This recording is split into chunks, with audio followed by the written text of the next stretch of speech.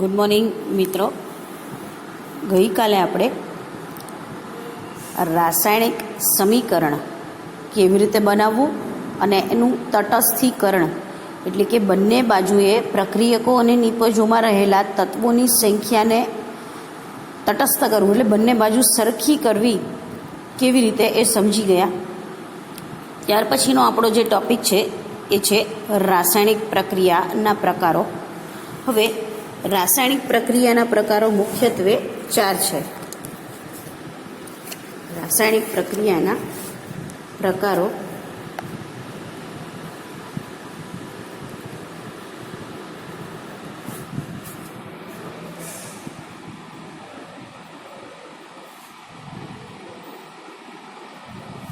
એમાં પહેલું છે સંયોગીકરણની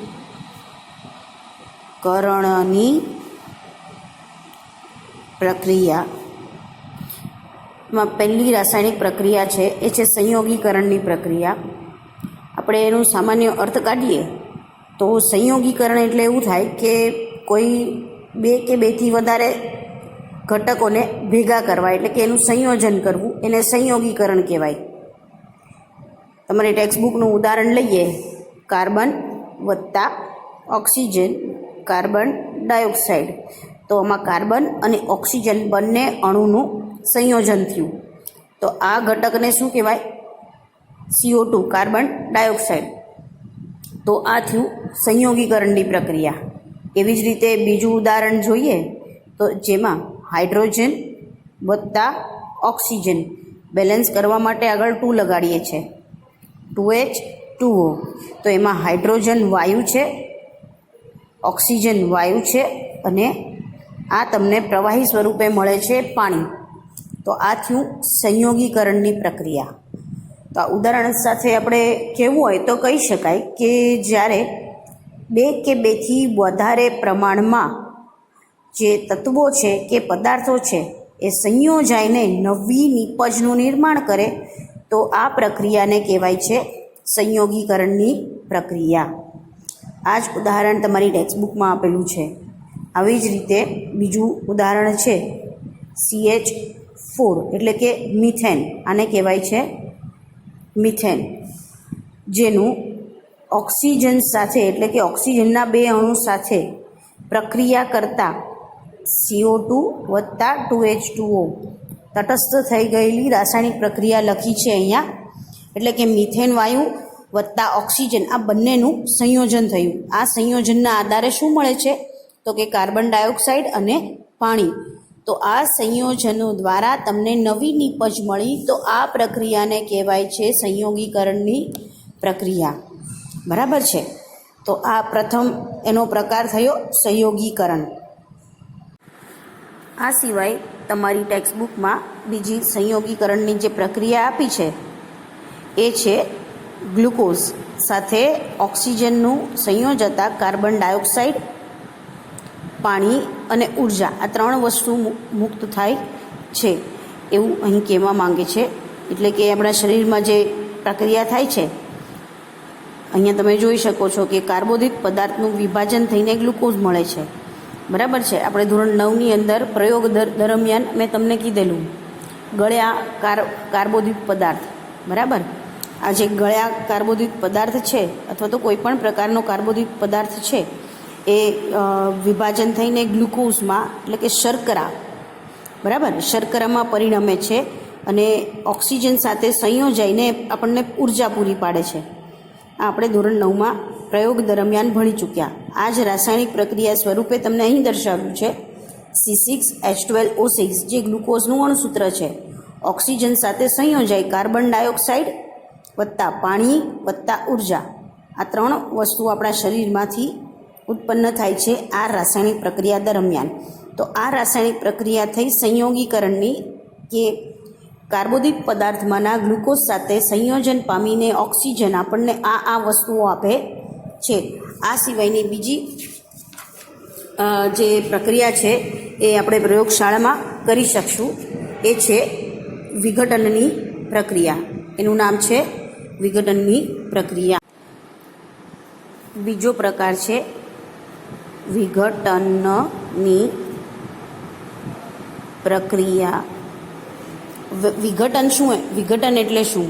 તો વિઘટનનો સામાન્ય અથવા તો દેશી આપણે અર્થ કાઢીએ તો એનો અર્થ એવું થાય કે વિઘટન એટલે છૂટું પડવું, ભેગું હોય ને એમાંથી આપણે છૂટું પાડીએ તો આ ભાષાને આપણે વિજ્ઞાનમાં વિઘટન કહેવાય. તો એનું એક ઉદાહરણ લઈએ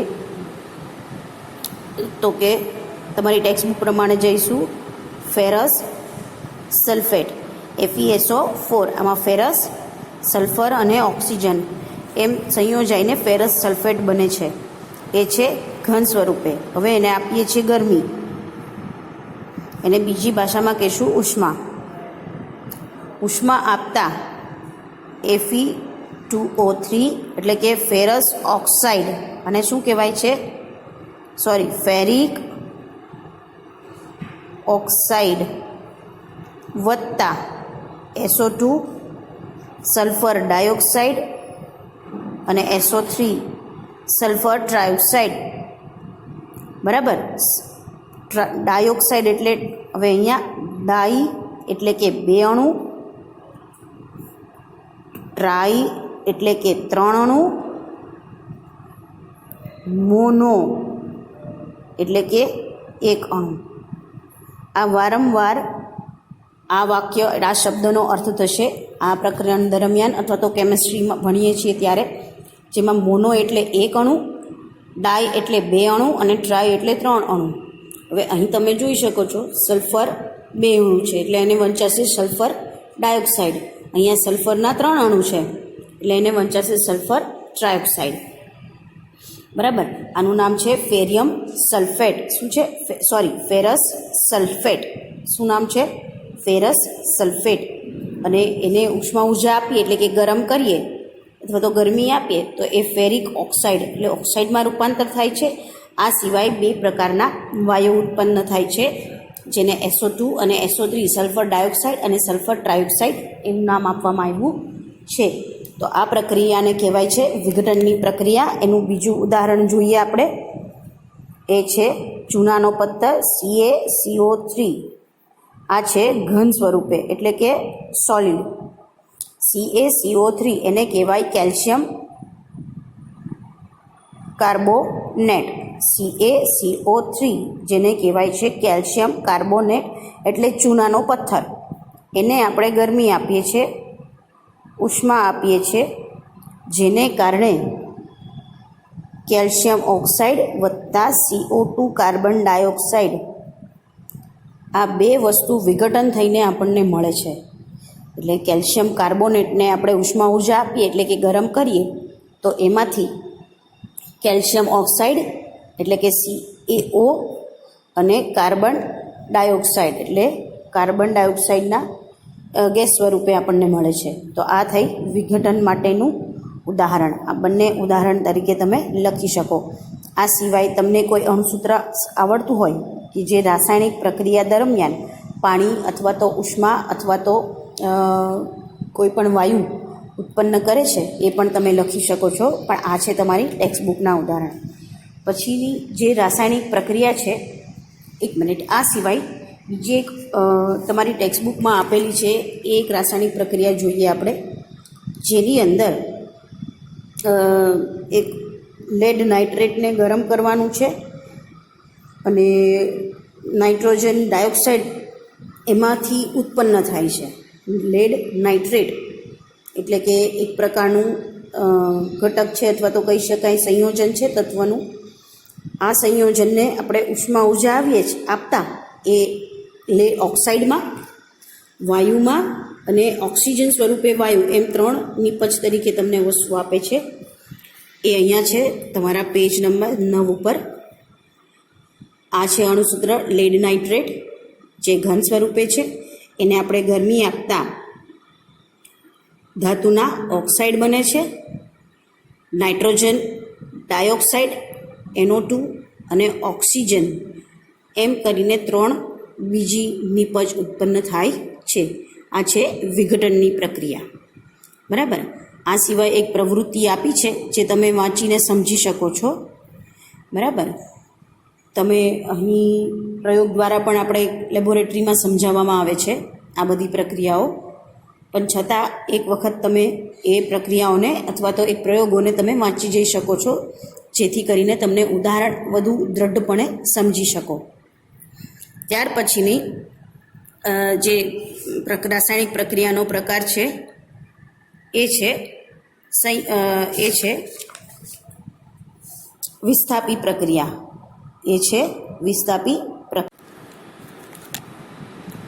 ત્રીજી રાસાયણિક પ્રક્રિયાનો પ્રકાર છે વિસ્થાપન પ્રક્રિયા. હવે એની અંદર શું થશે તો કે એની અંદર એક અણુસૂત્ર હોય અને એક બીજું અણુસૂત્ર હોય. હવે આ બે અણુસૂત્ર છે એમાંનું એક જે સંયોજન છે એ આની સાથેનું બંધ તોડી અને અહીંયા રહેલા બીજા ઘટક સાથે જોડાઈ જાય. ફરીવાર, વિસ્થાપન એટલે શું? સ્થાપન એટલે કે એની સ્થાપના થવી અથવા તો નવી રચના થવી. એની અંદર શું થશે તો કે એમાં જ્યારે એક અણુસૂત્ર આપેલું છે જેની અંદર 2 કે 3 ઘટકો છે, એમાંનું એક ઘટક પોતાની સાથે જે જોડાયેલો તત્વ છે એની સાથેનો બંધ તોડીને બીજા ઘટક સાથે સંયોજવાની પ્રક્રિયાને કીધું છે વિસ્થાપનની પ્રક્રિયા. બરાબર. અહીં તમારા ટેક્સ્ટબુકની અંદર એક પ્રયોગ આપેલો છે જેની અંદર કોપર સલ્ફેટનું દ્રાવણ છે અને ખીલ્લી મૂકેલી છે. હવે તમે એને લગભગ 10-12 કલાક આ જ પરિસ્થિતિમાં રહેવા દો તો એની અંદર તમને ખીલ્લીની ઉપર ક્ષારણ થયેલું અથવા તો કોપરના જે કણો છે એનું વિસ્થાપન દ્રાવણમાંથી ખીલ્લી ઉપર એટલે કે લોખંડ સાથે થઈ જાય. આપણે લોખંડને ફેરસ તરીકે ઓળખીએ, બરાબર, અને કોપર સલ્ફેટ તાંબુ અને સલ્ફર એ બંનેનું મિશ્રણ એટલે કે પ્રવાહી સ્વરૂપે. હવે આ પરિસ્થિતિની અંદર શું થશે તો કે જે તાંબાના કણો પ્રવાહી સ્વરૂપે રહેલા છે એ ગતિ કરીને અથવા તો એનું સ્થાપન થશે ખીલ્લી ઉપર. ખીલ્લી એટલે લોખંડ સાથે, એટલે કે એનું જે વિસ્થાપન કહીએ ને, વિસ્થાપન થશે ખીલ્લી ઉપર, એટલે કે એ લોખંડ સાથે સંયોજશે અને સલ્ફર સાથેનો એનો બંધ તોડી નાખશે. તો જેથી કરીને રાસાયણિક સ્વરૂપે આપણે એને જો લખવું હોય તો એને આવી રીતે લખી શકાય તો કે Fe વત્તા CuSO4 ફેરસ વત્તા કોપર સલ્ફેટ, એનાથી શું રૂપાંતર થશે તો કે FeSO4. જે SO4 વાળું છે એ કોની સાથે સંયોજાશે? લોખંડ વત્તા કોપર. આને કહેવાય છે આયર્ન સલ્ફેટ. આને શું કહેવાય છે? Iron sulphate. અને કોપર એટલે કે તાંબુ એમાંથી છૂટું પડશે. તો આ પ્રક્રિયાને આપણે શું કહેશું? વિસ્થાપનની પ્રક્રિયા. આ સિવાય તમારી ટેક્સ્ટબુકમાં બીજી વિસ્થાપનની અન્ય કેટલાક ઉદાહરણો છે, જેમાં ઝિંક વત્તા કોપર સલ્ફેટ. હવે કોપર સલ્ફેટ ને સલ્ફર એ બંને સંયોજશે અને તાંબુ છે એ સલ્ફેટ સાથેનો બંધ તોડી નાખશે અને જેને કારણે ઝિંક સલ્ફેટ વત્તા તાંબુ એવી રીતે તમને રાસાયણિક પ્રક્રિયા મળે છે. આને કહેશું વિસ્થાપનની પ્રક્રિયા. આ સિવાય લેડ CuCl2 એને આપણે કોપર ક્લોરાઇડ તરીકે વાંચશું. હવે ક્લોરીનની પ્રક્રિયા લેડ સાથે થશે અને કોપર છે એ છૂટું પડશે. તો આ પ્રક્રિયાને આપણે શું કહેશું? વિસ્થાપી પ્રક્રિયા. અને છેલ્લી જે રાસાયણિક પ્રક્રિયાનો પ્રકાર છે એ છે દ્વિવિસ્થાપી પ્રક્રિયા, જેમાં આ વિસ્થાપી પ્રક્રિયાની અંદર ફક્ત ને માત્ર એક જ ઘટક છે અથવા તો એક જ પદાર્થ છે એ છૂટો પડીને બીજા સાથે સંયોજન બનાવતું હતું. એના બદલે દ્વિવિસ્થાપી પ્રક્રિયાની અંદર બંને ઘટકો અથવા તો બંને પદાર્થો એકબીજા સાથે બંધ તોડી અને બીજા ઘટક સાથે સંયોજવાની પ્રક્રિયા થતી હોય એવું તમને જોવા મળશે. ઉદાહરણ સાથે એનું હમણાં જોઈએ છીએ આપણે, પણ ટૂંકમાં આ પ્રક્રિયાને બે અણુ સાથેનું વિસ્થાપન એટલે કે વિસ્થાપી પ્રક્રિયા. એનું ઉદાહરણ જોઈએ છીએ આપણે.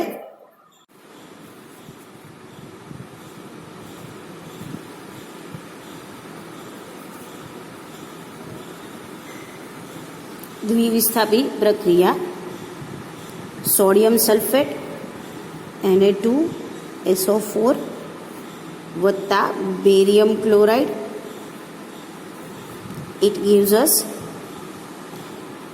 બેરિયમ સલ્ફેટ વત્તા NaCl. આ છે જલીય અવસ્થામાં, આ પણ છે જલીય અવસ્થામાં. જે મળે છે એ આવે છે સોલિડમાં, અને જે સોડિયમ ક્લોરાઇડનું છે એ જલીય અવસ્થામાં. હવે તમે અહીંયા જુઓ છો, આને વંચાય છે સોડિયમ સલ્ફેટ, આને વંચાય છે બેરિયમ ક્લોરાઇડ. હવે સોડિયમની સાથે સલ્ફેટ જોડાયેલું છે, અહીંયા બેરિયમ સાથે ક્લોરિન જોડાયેલું છે. હવે દ્વિવિસ્થાપી પ્રક્રિયાની અંદર શું થશે તો કે બેરિયમનો Ba A as it is છે, ક્લોરિન એની સાથે છૂટું પડે છે, અને જે સોડિયમ સલ્ફેટનું SO4 છે એ આની સાથે જોડાય છે, જેને કારણે એને કહેશું બેરિયમ સલ્ફેટ. એવી જ રીતે ક્લોરિન અને સોડિયમ જોડાઈ જાય, અને જેને કારણે આપણે એને કહેશું સોડિયમ ક્લોરાઇડ. તો તમે જુઓ છો કે જેની અંદર બે વિસ્થાપી પ્રક્રિયા થતી જોવા મળે. બેરિયમ જેની સાથે સોડિયમ, એવી જ રીતે સોડિયમ એની સાથે મળે છે ક્લોરિન. આમ બે વખત ફેરબદલી અણુસૂત્રની અંદર ફેરબદલી જોવા મળે છે. તો આ પ્રક્રિયાને આપણે કહીશું દ્વિવિસ્થાપી પ્રક્રિયા. બરાબર છે. તો આ હતી રાસાયણિક પ્રક્રિયાના પ્રકારો. મુખ્યત્વે 4 છે: સંયોગીકરણની પ્રક્રિયા, વિઘટનની પ્રક્રિયા, વિસ્થાપનની પ્રક્રિયા અને દ્વિવિસ્થાપી પ્રક્રિયા. Okay, thank you.